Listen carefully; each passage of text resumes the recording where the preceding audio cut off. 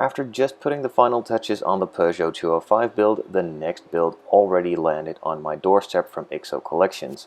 This time around it is the Volvo Amazon, the 122S in 1/8 scale. This is a fully painted and pretty much ready to assemble, mostly metal and partially plastic model kit, as I said, in 1/8 scale. All of the parts either are friction fit or simply need to be screwed together. The screwing I'm going to be skipping, as that is going to be done a lot on this build and not really that interesting. So I'm just going to make the build as interesting as possible in my opinion. And if you guys want to see something different, let me know down in the comments below. So on this build specifically, there won't really be all that much painting that needs to be done, just a little bit of gluing here and there, just deviating from the instructions a little bit, as some of the hoses and wires will not stick into place as I would like them to, so with a bit of glue they will stay there permanently. And as far as painting goes, like I said, this is a pretty much fully pre-painted and ready to assemble kit. Now for some of the modelers that isn't really that interesting, so for you guys it might just be best to skip this one, and for others it is a specific way of building and a specific style they are after, as it doesn't really require all that much skill, just simply follow the instructions and put it all together. So in my case, I am more of a traditional scale modeler and would like to paint here and there, but if parts don't need it, I simply won't do it. Now some of the parts might have a bit of a plasticky look and others might be fully painted and will need a bit of touch up here and there. Now along the build, I've already discovered that it doesn't really need that much attention to detail, as already all of it is pretty much in the kit, so I won't really be deviating from it all that much. The exterior color I am a fan of, the interior color I am a fan of too, so I will just be leaving that stock and building it pretty much out of the box. Now in the meantime, I have already started on the engine, and that is what this first episode is going to be about. If you're going to be following the instructions, you might have a couple of body parts that you have already assembled and also started a little bit on the chassis and suspension side of things. I am taking that in a different episode for those specific parts to be finished, as I kind of want to go in a sort of chronological order, finish the engine, finish the chassis, move on to the interior, and then finalize the exterior at the end. If you want to know more about this specific kit or any of the other kits that Ixocollection offers, I will be leaving links in the description down below to Ixocollection's website. So with that said, let's just enjoy this build.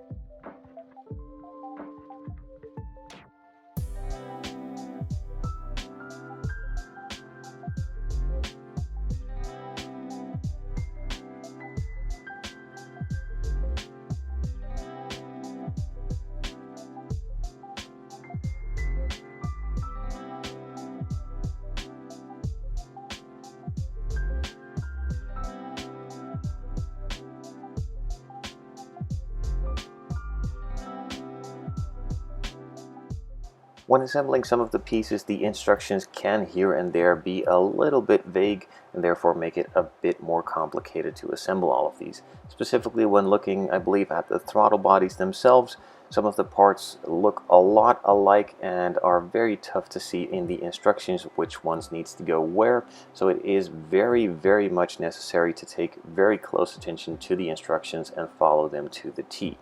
Now I also had a little bit of a problem with the actual throttle actuator, if I am correct, probably not. being a bit of a tight fit, so I did trim that down a little bit. As you can see in some of the shots in the middle of this part, it has snapped in half, and later on I just simply trimmed it on one side and then had it fit perfectly.